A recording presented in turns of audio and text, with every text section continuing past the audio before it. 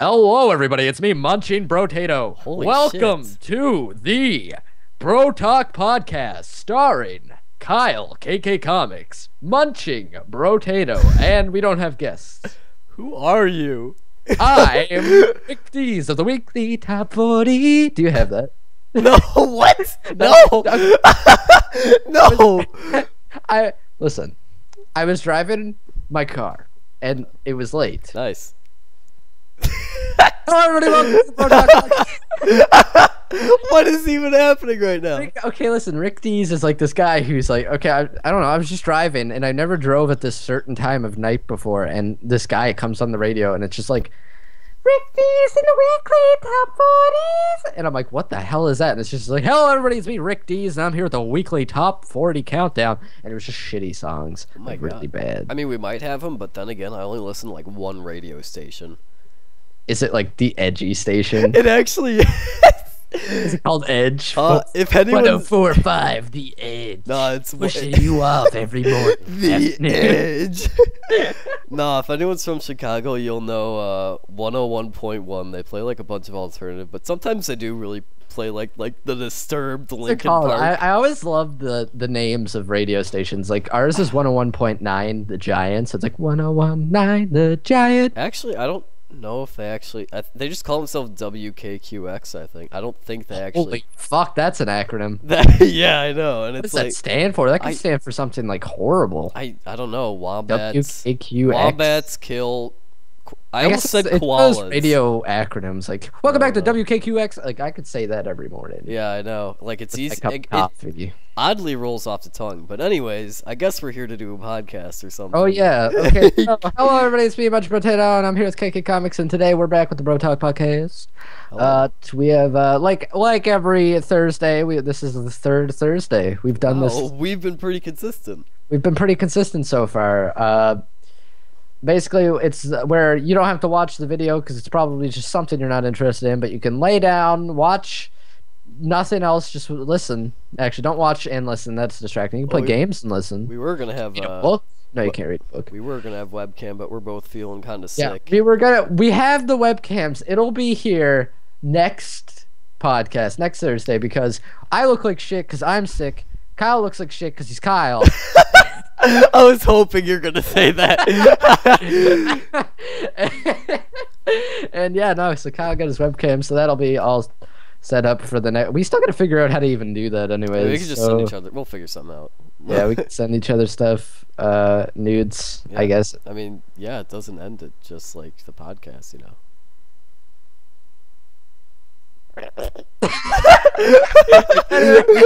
Anyway, so the topics for today, starting off with the Wonderful topic. the wonderful topic of What's in the back of my cereal box? All right, Kyle was telling me a story. Okay, we'll do this one last derailment. Kyle was telling me a story before we started the podcast that, go ahead and say it. Just say All it. right, so last night I was eating Lucky Charms at 1 a.m. because I'm hardcore.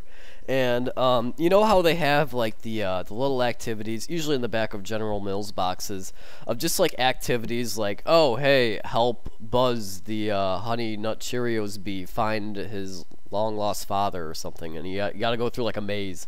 And You could make those. yeah, we can make those. I mean, we're geniuses. But anyways, on the back of this Lucky Charms box, it's divided into 8 different sections. Now, okay, Tyler, what age group do you think this is like targeted towards? On the back of a cereal box. Yeah, like those. Probably 6-year-olds. All right. I would assume. You told me 4 the first time, and I still said I would still be insulted by this. Yeah, I did say 4 the first time, but I realized like, I mean, I feel like a 4-year-old's just eating them, not actually reading anything. I feel like actually if I was 4 and I had the mental capability to even think about like a simple problem and reading words, I would read this, be like, wow, that's so fucking dumb.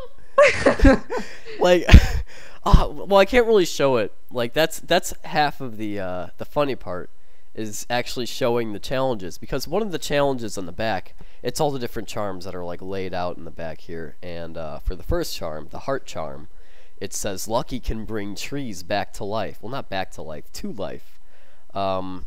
What a god. What a god.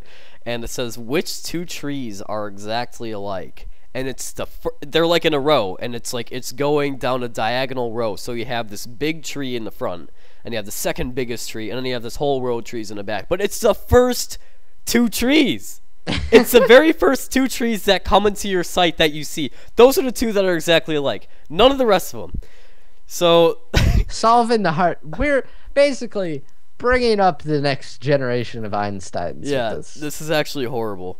And the next puzzle is the purple horseshoe, which makes Lucky go very fast, and he goes so fast that he leaves a magical trail behind him, right?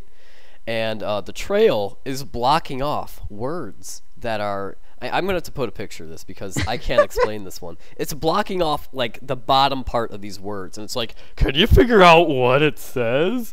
And it's like... literally the only things that it could say are something related to Lucky Charms. It just says they're magically delicious. Like you can That's see the it. slogan. That is the slogan. Like the only reason I even got it when he showed it to me, I was like, "Fuck, dude, I don't know what this says," because it was back. It was backwards, right? It was backwards on my webcam. I was like, I don't. What could this be? And then I seen I could make it the word delicious, and I'm like, So I thought. I thought, what is the slogan? They're magically delicious. So I was like, magically delicious, and that's what it was. Yeah. So tell them about the vanishing one. Okay. I think that one's the good one. This is the one I was gonna skip to because this is my all-time favorite one. Someone threw a wrench in their plans and they're like, all right, we're really gonna fuck up this 4-year-old right here. Because all right, this is the blue moon charm. It allows Lucky to become invisible, and it's asking you, can you spot where he may be? And it's like, all right, so at the time, it's like dark. You know, I don't have the lights on because Eric's asleep and I don't want to bother him. And I'm trying to look at like this dark like picture of like this little town. And I'm like, where could he be? All right. And I'm thinking to myself, okay, it's dark. It's reasonable I can't find him. You know, the rest of these are pretty easy, but I cannot find him because it's dark and I'm not stupid, right? Wrong. Yes. Oh. Yeah. Actually, Lucky is nowhere to be found in here because he's fucking invisible. And I'm like, wow. I like to think you're sitting there like in your bed, right? And you're getting frustrated. And I'm like, I'm laying in bed with like the box above me, like I'm holding it while I'm laying down, like, where is Lucky? Where is the luck? And he's not fucking there.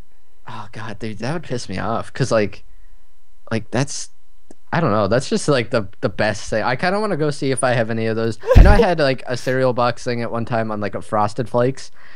Broke my braces on those things, by the way. So I didn't end up. The one bowl I had, it was good for about 2 seconds, and then I checked on the back, and they had like a fucking basketball hoop. Where you take the basketball like net out of the box. Wait, what? Yeah, and then you lift up the flap and cut a hole in it, and then you throw the cereal.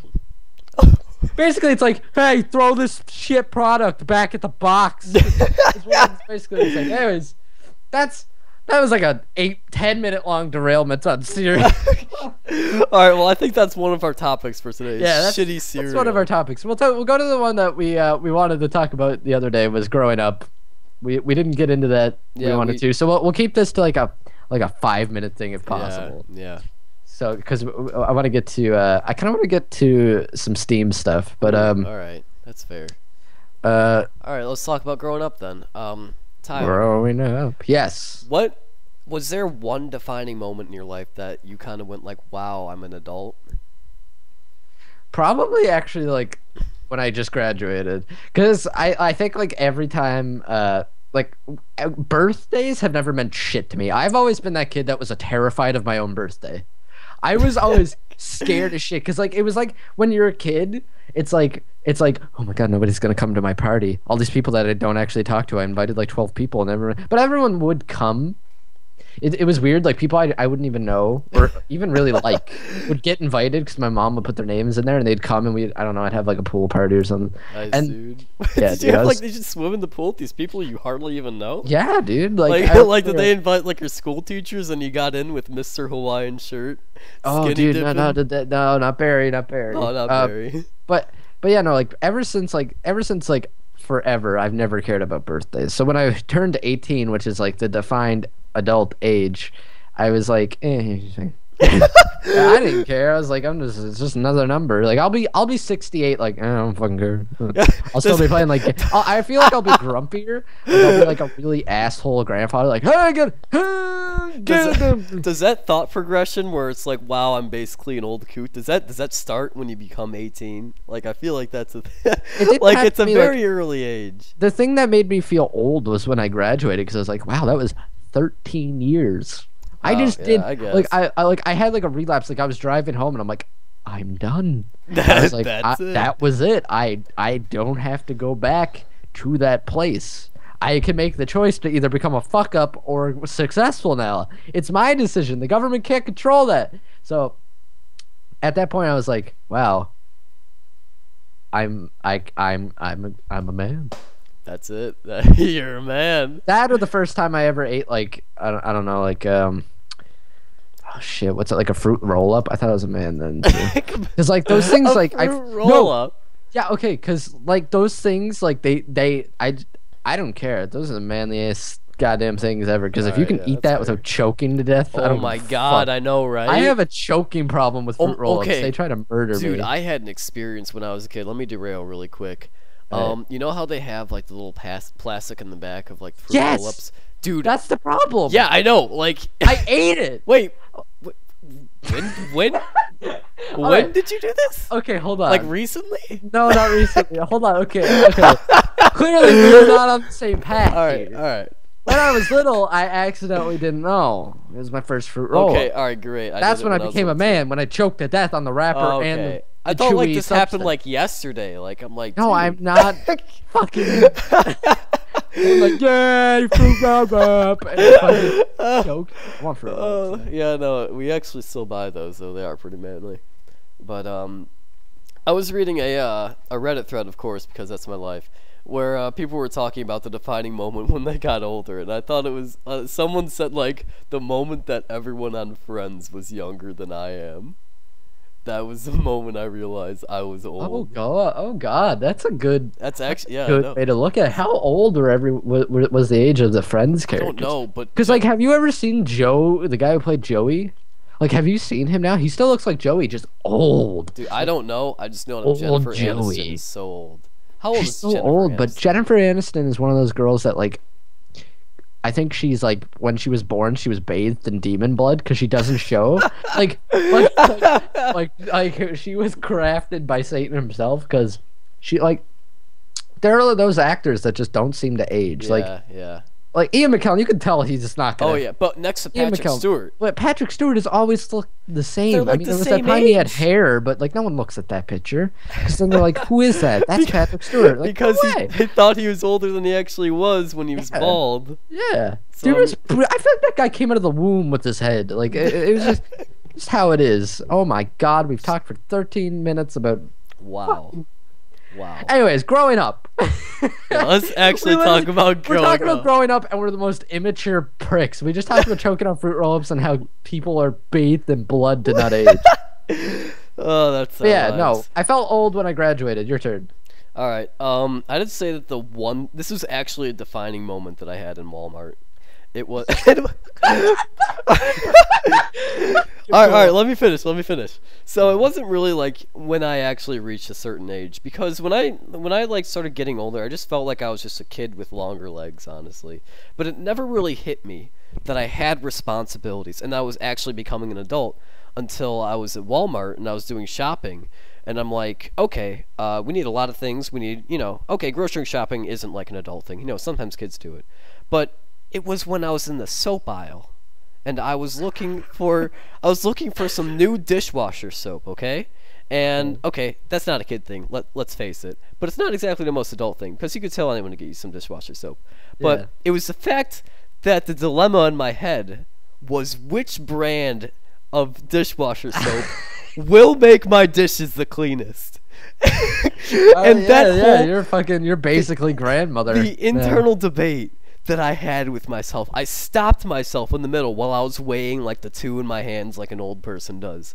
And I just stopped myself and I thought, Jesus Christ, I'm an adult. I actually care. I hope like there were people around you and you just went, oh my god. I And look that's all up. you said and looked up and then was like, oh. I'm holding 2 brands of dishwasher soap. I look up and I just say, "Oh my god." That's hilarious. I mean, I guess like I mean, yeah. Sure. For I sure. mean, there's a lot for sure. There's a lot of things that will define you as an adult, but I just like to choose that one as the one moment that made me realize. It's one. It's definitely one. Yeah, well, that's our take on when you, not really on growing up, but like Just maybe a we'll moment. get into it. Just Yeah. a moment. I think that's a good way to go. We can get into more about growing up later, like in another Oh one. yeah, But there's a lot to growing up. There's that a is lot the more first to dishwasher phase soap. of the growing up Yeah. introduction. I hope you please. Like my life post dishwasher soap incident has been completely different. So there's always one moment. there's always one moment that'll set it. One of those moments. Anyways, so I guess we'll get more into that in the next one. God damn it, dude! Growing up's gonna be like a 4-parter. Wow. And we're still not grown up, but Yeah, no. basically, yeah. The next thing I wanted to talk about was the thing that just came out recently. I don't know if you know, if you've seen anything about it yet, but the Steam curator system. Oh yeah. We're gonna get into games now. Yeah, I was messing with that before we started the podcast. Actually, just Oh, clicking really? through the recommendations for you, and like it does a pretty good job of recommending it. Like until I got toward the end when it started recommending Borderlands and Payday, and I'm Yeah, like, ah. yeah. See, I don't think like the thing is, I don't think any of my purchases from now on are gonna come from like Steam telling me. Like Steam has this thing like, we've made it so it's recommending things you will like, and I'm like, what the fuck is this Bigfoot 2 mystery game by Jacob? It's called Jacob Jones and the Bigfoot Mystery Episode 2. I haven't played Episode 1 on Steam. Why the hell? I didn't even know you would like. There's one review for this. The guy played an hour and it says still a well-made puzzler with fun characters and I dialogue. was hoping it was just like he's played for an hour. It's the only review, and he's like, pretty good. pretty good. Like good. I don't know. Like that's the one review it has, and it's a positive one, so it can't be that bad. But it's just not for me. So Steam still isn't getting it right for me. But what I do like about the curator system, you don't know what we're talking about. We're talking about Steam. It's where like basically everyone gets their games from. It's like DRM'd stuff like that. DRM And for a while, that we actually like.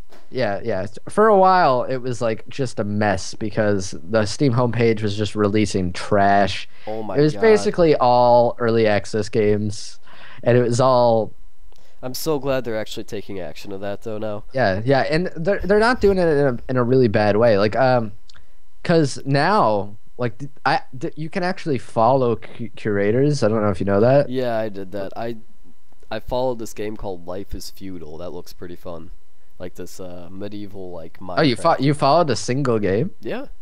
Oh no, I'm talking about following like a person who reviews said games. Oh, I didn't know you could do that. Yeah, You can follow so- games too, though. Right now that's cool. Right now the top person is Total Biscuit. Oh yeah, of course. He has like 160,000 followers already. This thing was released like the other day. So I follow 2 people. Pretty much the only 2 people I care about. Total Biscuit tells me what games are actually not shit, right? And I also follow Jesse Cox, who was against the curator system till they convinced him otherwise, that it can be good. Because the way he was looking at it was like people are gonna think like that if you like they're gonna look on your channel and see that you were paid to promote something, and then if it's on Steam, you saying to buy it, they're just gonna say like, yeah, you're just saying that because they paid you, Ooh, right? So that was that's a good I like that. it's a good argument about it, but eventually like he realized that's gonna happen anyway, so he made his own. And basically what Jesse Cox does, he recommends games that aren't necessarily good games but really good stories. So if I want to just find a good game to play, which I pretty much own pretty much all of the ones, I'll check I can go, hey, I want to play something that's good. I could go check on Total Biscuits and maybe I'd like one of those, right? And it gives you like a little box title, like synapse that they wrote like about the game, like a quick quote, so you know what it's about. And then if I just want like a shit game but a really cool story to play, or maybe a goodish game but a good story, I can go like to Jesse Cox's. So like I like that now. I'm not confused by what game, like what I want to find on Steam. I can go to two people who I followed for games anyways, and I can actually see like right here like what games they've actually played that they don't want to do a video on because they would do shit. Right? I'm looking through the follow curators list right now. I'm following Total Biscuit and PC Gamer right now. Yeah, there's a lot of like just random ass people on there. Yeah, I know. A lot of people I don't know, but a lot of people I do know too. A lot of people, there are already some people that are like abusing it, like that are making it and just saying it's shit, so that it like when it like say a good game, like I don't know, a good game, the game is on there, and then somebody like makes a curator thing that it could say like this game sucks balls, don't buy, but it's actually a really good game. Yeah. So that's the way they're abusing it. But that's just shit Steam has to fix. I think this is a step in the right direction to clean it up, like to clean up their shitty client. Really. Yeah. Also, Kotaku's on here. How do you feel about Kotaku? I think they're idiots. All right. Yeah, I was about to like go and like say I didn't trust them. I think reading everything they say, you might as well put like horse shit in your mouth. I imagine there's some, maybe 2 or 3 people that actually know what they're talking about. Maybe no. I think IGN is probably worse though. IGN is probably worse. Yeah, because IGN gets like, IGN and Kotaku are so fucking like paid. Yeah, yeah. IGN especially. IGN is like, hey, give us money, we'll give you a good review. Right? Yeah. Kotaku just doesn't get the facts right. Yep. I don't know. I'm not really all that big on reading shit. When I do, I don't really like go in depth. I like to look at Rock Paper Shotgun or PC Gamer, but I don't really get in depth in it. I'll just like look at the front page, see what they're talking about, and then I'll be like, all right, because like I'd rather just watch something. I'm like that. I like to read books, but when it comes to reading shit on the internet, I'm like, oh god. Yeah, screen reading. It hurts. It hurts. I could be wasting my time on some gob, but I don't know. Yeah, I don't know. I think the Steam curator system is really good. Yeah. Definitely opening a lot of new doors for. Can anyone be a curator or what? Like, I think anyone literally can, but you'll like you. Tyler. What? We should make like 2-word game reviews for every single game. like sometimes it won't even be like 2 adjectives. It'll be like runaway. Or like blue guy. Or just something so irrelevant to the actual game. I'm gonna try to make all my reviews 2 words from now on. That'd be amazing. I'm gonna do it. You do it. We could be the 2-word game review. 2-word gamers. And just like it just be shit games, like the shittest game, like the like 2 worlds. Like 2 worlds, just put like good gob. Hard ones. Oh yeah, no, I got a NeoGaf is on here. Frankie on PC in 1080p has 1,359 followers. Don't know who that is. I know that dude. He makes internet videos, but I've only seen like a few of them. There's a guy here named MioOrc. Oh, well, okay. His thing just says Porcarius? He recommends Bully. Okay. And the Adventure Time game. Okay, yeah, okay. So there's some people on here that I assume are just doing it for the fun, and that's okay. Because I guess it's just, I feel like this is just going to take over the whole review thing. I think people will just look like, hey, I want to get this game. I think it's good for like little indie games that aren't actually shit. Because most indie games are becoming like just horse shit because everyone's doing it. And like the early access for indie games is just becoming just like a plague right now. Yeah, exactly. But yeah, no, it's good. Yep. It's a good thing. I'm glad that I was surprised when I seen it I just woke up because I hadn't heard anything about it prior, but it's a nice surprise. I like it.